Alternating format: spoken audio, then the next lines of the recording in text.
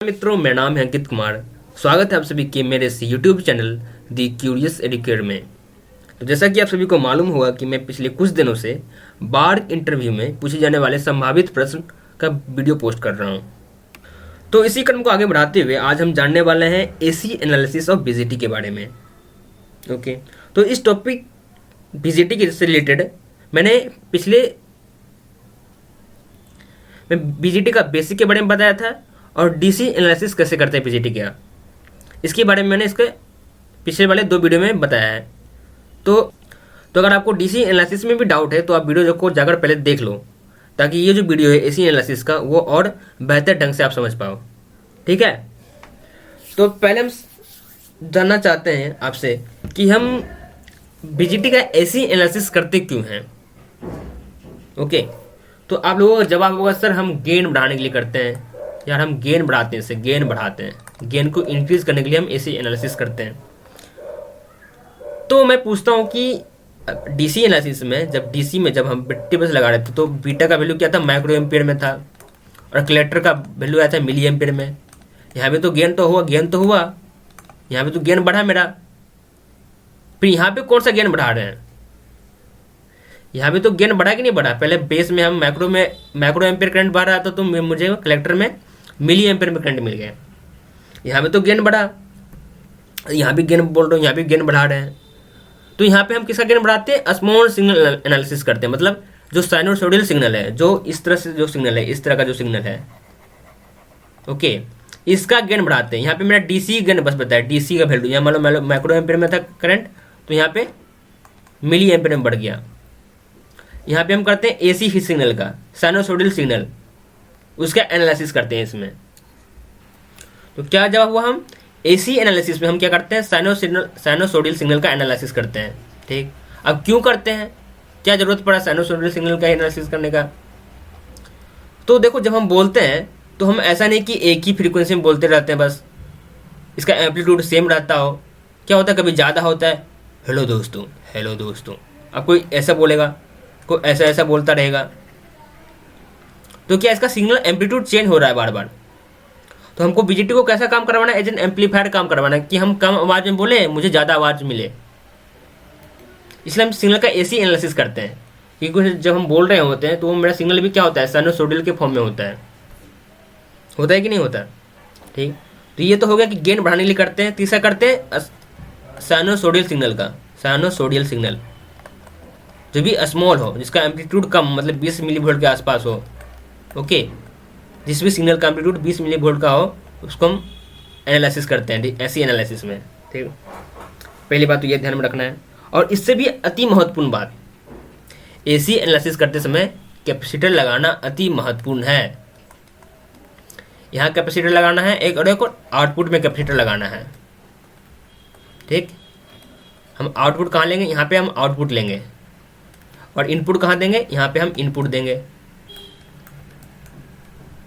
कैसे इनपुट देंगे, sinusoidal input देंगे, तो आउटपुट कैसे मिलेगा, साइनोसॉइडल मिलेगा। ठीक, ये बात विशेष ध्यान में रखना है। जब भी हम एसी सिग्नल एनालिसिस कर रहे हों तो उसमें कैपेसिटर लगाना बहुत ही ज़रूरी है, ताकि ये हमारा कैपेसिटर क्या करते हैं, एसी को पास करता है और डीसी को ब्लॉक करेगा। तो इधर से जो डीसी वैल्यू आएगा उसको ब्लॉक कर देगा और एसी सिग्नल बस पास करेगा। ओके, तो ये भी पढ़ा होगा, इसका जो फ्रीक्वेंसी रेस्पॉन्स होता है वो कुछ इस तरह से होता है। देखेंगे अभी फ्रीक्वेंसी रेस्पॉन्स इसका इस तरह से कुछ बनता है कि नहीं बनता है। इधर गेन लिखा रहता है, इधर फ्रीक्वेंसी लिखा रहता है। तो ये जो लोअर फ्रीक्वेंसी पे क्या होता है, सिग्नल मिलता नहीं है मुझे सही ढंग से, नहीं मिलता है। क्यों नहीं मिलता लो फ्रीक्वेंसी पे, क्योंकि देखो क्या है, रिएक्टेंस एक्सी इक्वल टू क्या होता है, 1/ω/c। तो लो फ्रीक्वेंसी पे क्या हो जाता है, ये एज ए हाई रेजिस्टेंस काम करता है। ओके, तो सिग्नल जाता है नहीं है, सिग्नल डिटोरिएट हो जाता है। इसलिए मुझे इस मिड बैंड इसमें सिग्नल मुझे अच्छा सा मिलता है, मिड बैंड में। और लो बैंड में भी मिलता है, लेकिन इसका डिपेंड करता है कि इसका पैरासिटिक कैपेसिटेंस कैसा है, इसके बीच जो कैपेसिटेंस है वो कैसा है। अगर वो बढ़िया रहा तो वहाँ भी मिलेगा, अगर नहीं सही रहा तो इसका भी रोल ऑफ हो जाएगा, इसमें भी क्या हो जाएगा, गेन कम जाएगा। मतलब ये जो बीजीटी ये मिड बैंड में अच्छा से वर्क करता है, मिड बैंड फ्रीक्वेंसी में काम बहुत बेहतर ढंग से करता है। ठीक, ओके, अब चलते हैं अब हम प्रैक्टिकल करके देखते हैं। ठीक, चलते हैं अपने सॉफ्टवेयर की तरफ। ठीक, ये ध्यान में रखना है कि जब भी हम एनालिसिस कर रहे हो तो ये कैपेसिटर लगाना बहुत जरूरी है। ये बात विशेष रूप से ध्यान में रखना है। ये तो पता होता है गेन बढ़ा देंगे, साइनसॉइडल यूज करते हैं, लेकिन ये कैपेसिटर लगाना भी जरूरी है। ठीक, अब प्रैक्टिकल करते हैं। ज़्यादा पढ़ने से बोर हो जाता है आदमी, इसलिए अब चलते हैं प्रैक्टिकल। ये देखिए डीसी सिग्नल है। ठीक, अभी कोई कैपेसिटर नहीं लगाया है। अब यहाँ पे क्या करेंगे, इसका एसी एनालिसिस करेंगे, तो कैपेसिटर लगाना जरूरी है। कैपेसिटर लगाना जरूरी है भाई, यहाँ भी लगाना जरूरी है। ओके, इसको और आगे खींच देते हैं, यहाँ लगा देते हैं। ओके, अब इसको करते हैं कनेक्ट।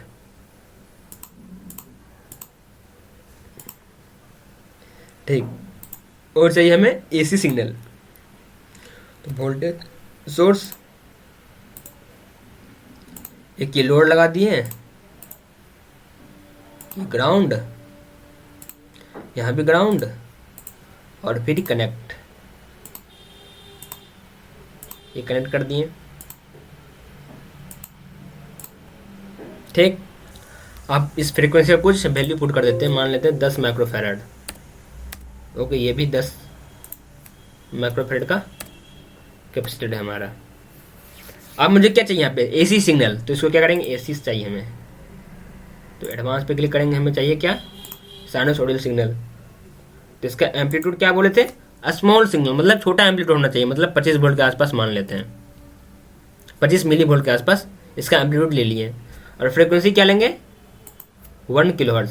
सर 1 किलोहर्ट्ज क्यों सर, 50 हर्ट्ज लेते हैं हम सब जगह, 50,000, तो 50,000 में ये काम ही नहीं करेगा। 50 हर्ट्ज अगर फ्रीक्वेंसी होगी तो, ये मैंने बताया ना कि मिड फ्रीक्वेंसी एनालिसिस करते हैं। इसमें हम क्या करते हैं, सिग्नल ज़्यादा होना चाहिए इसमें, थोड़ा ना कम ना बहुत ज़्यादा, मतलब बीच में होना चाहिए, इसलिए 1000 लिए हैं।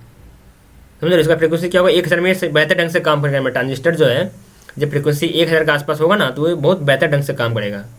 ओके, इसलिए मैंने यहाँ फ्रीक्वेंसी क्या लिया, 1 किलोहर्ट्ज। ठीक, अब इसको रन करवाते हैं। आर क्या बोला भाई, तो आर का वैल्यू कुछ देते हैं, 2 किलो लोड पर। अरे सॉरी, ये तो डीसी पॉइंट मिल गया ना, सिमुलेशन कंट्रोल,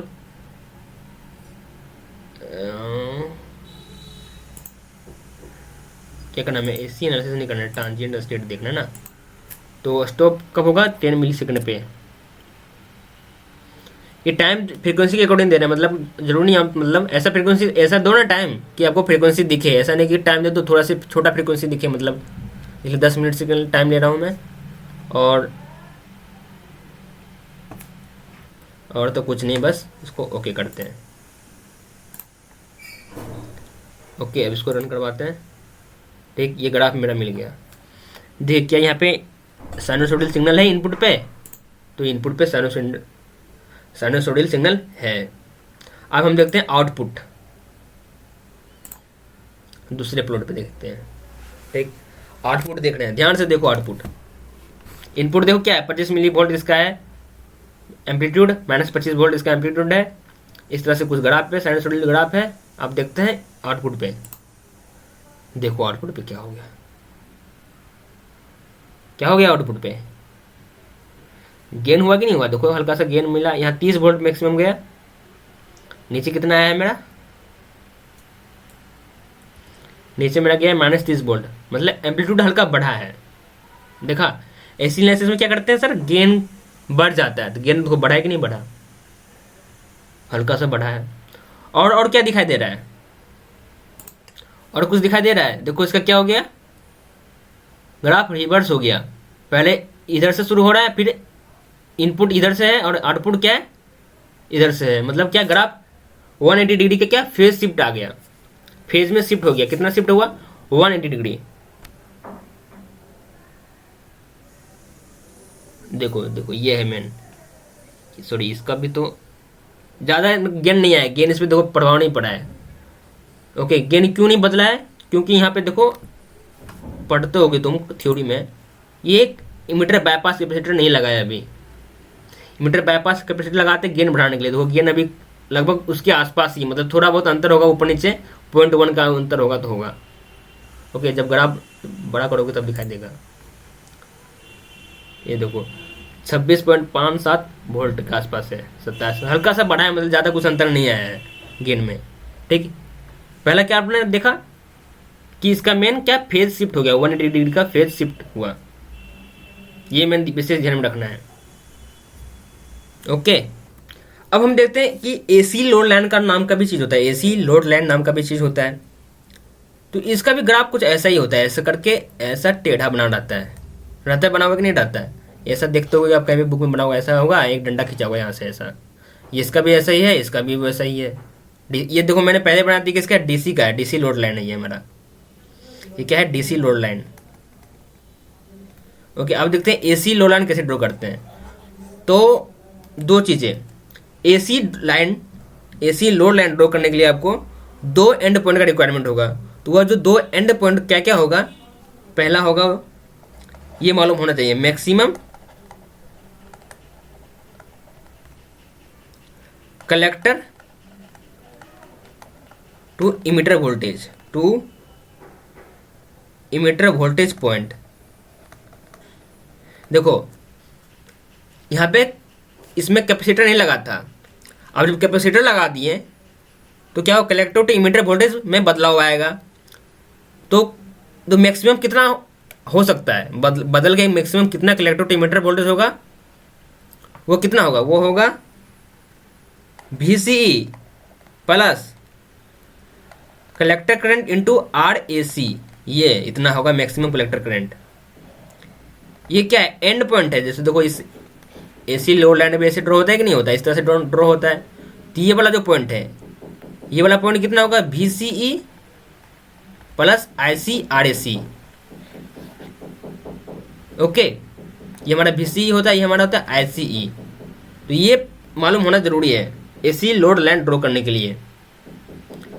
मैक्सिमम देखो क्या होता है, कलेक्टर टू इमीटर वोल्टेज क्या होता है, बढ़ जाता है। क्यों बढ़ जाता है, जब हम एक फ्रीक्वेंसी लगाते हैं, एक कैपेसिटर लगाते हैं, और क्या, सॉरी फ्रीक्वेंसी नहीं, एक कैपेसिटर लगाते हैं और क्या लगाते हैं, लोड जब लगाते हैं, क्या होता है, बढ़ जाता है।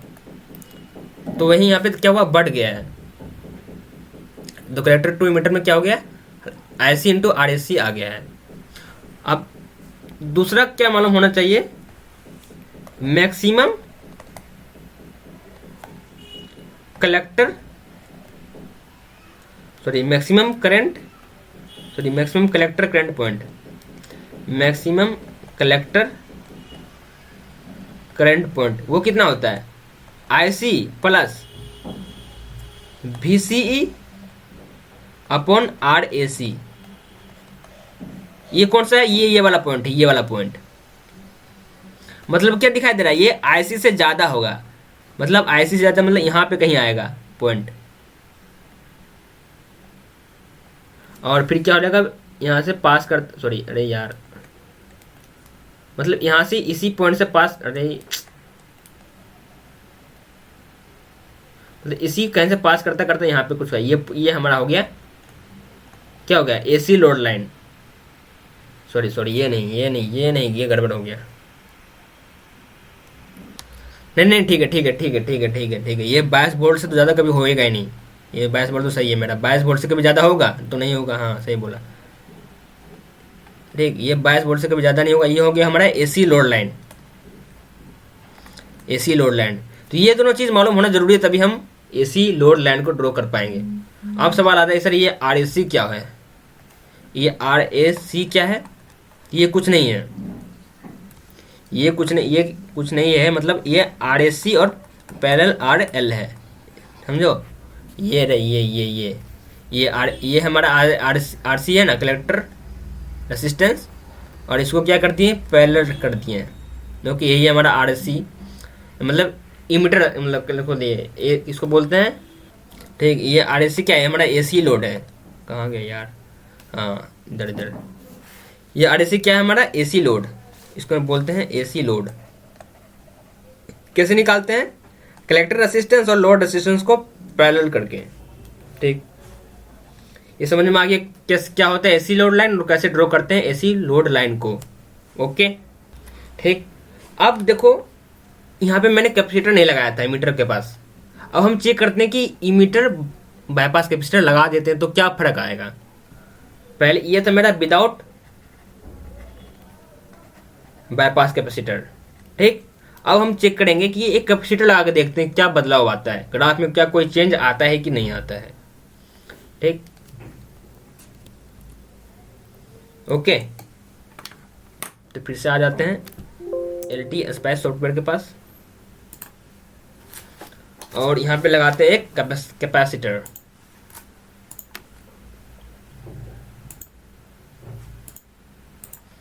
और करते हैं इसको कनेक्ट।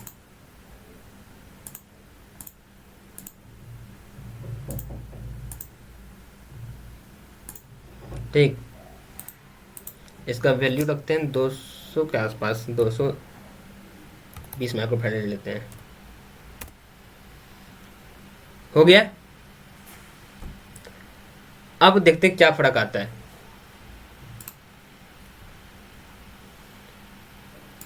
ये इनपुट वोल्टेज, अब इस पे देखेंगे आउटपुट। अरे यार, तो गजबे हो गया। कुछ दिख रहा है आपको? ये देखो, यहाँ मिली वोल्ट था, यहाँ वोल्टेज में आ रहा है। देखा कितना गेन पे फर्क पड़ गया। तो गेन का मेन काम कौन कर रहा है? ये इमीटर बाईपास।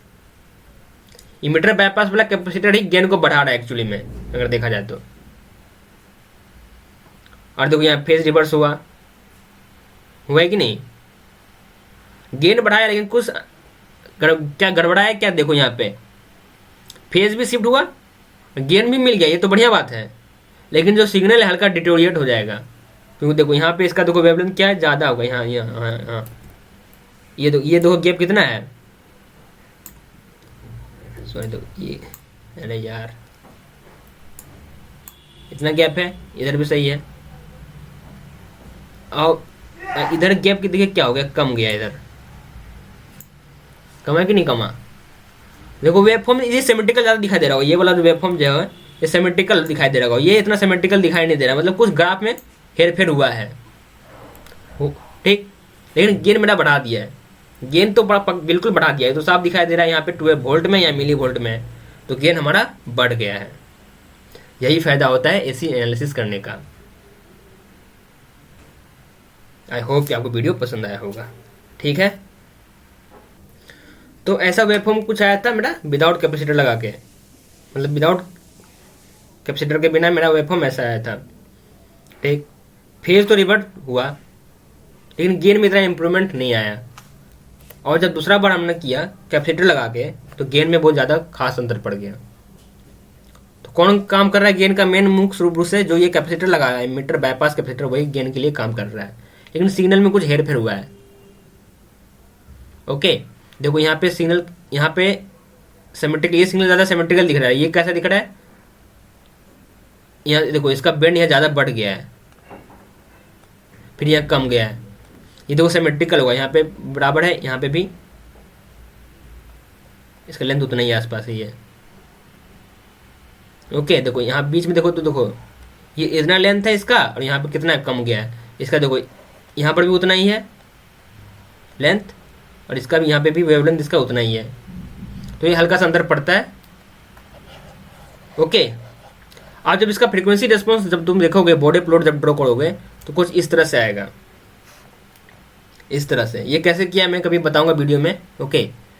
लेकिन ये बेसिक जो चीज़ें हैं, डीसी एनालिसिस कैसे करते हैं, क्या मुख्य रूप से प्रभाव पड़ता है, ये जानना जरूरी है। ये तो बेसिक डिप्लोमा लेवल पे जानना जरूरी है ही, ये तो इसलिए आपको ये मालूम होना चाहिए।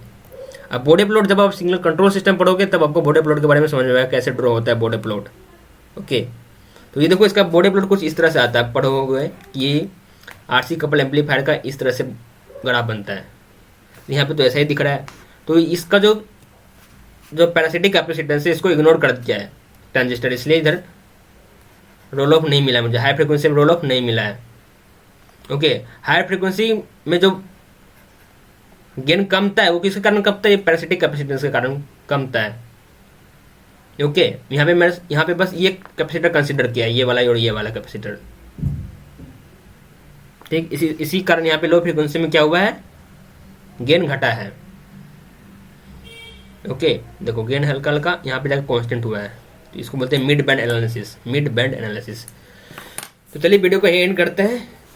आई होप कि आपको वीडियो पसंद आया होगा और इंटरेस्टिंग लगा होगा, और ज़्यादा कुछ प्रैक्टिकल बातें समझ में आई होगी। थ्योरेटिकल तो आपको बुक में मिल जाएगा सारा कुछ, फॉर्मूला वगैरह, कैलकुलेशन वगैरह क्वेश्चन में मिल जाएगा, लेकिन जो प्रैक्टिकल चीज़ें हैं उस पर मैं ज़्यादा फोकस कर रहा हूँ इस इंटरव्यू सीरीज़ में, क्योंकि इसी तरह का सवाल भी पूछा जाएगा सर, ज़्यादा डीप जाएगा नहीं, बस बेसिक बेसिक जानना चाहेगा कि इसके बारे में इसको नॉलेज है या नहीं है। ओके, तो फिर से वही बातें बोल रहा हूँ कि शेयर करें वीडियो के साथ, वीडियो को शेयर करें अपने दोस्तों के साथ जो भी इलेक्ट्रिकल डिपार्टमेंट के हैं, इलेक्ट्रॉनिक्स डिपार्टमेंट के हैं। ओके, क्योंकि शेयरिंग इज़ केयरिंग, जितना ज़्यादा आप शेयर करोगे उतना ज़्यादा आपका नॉलेज में बढ़ोतरी होगा। So thank you so much, have a nice day.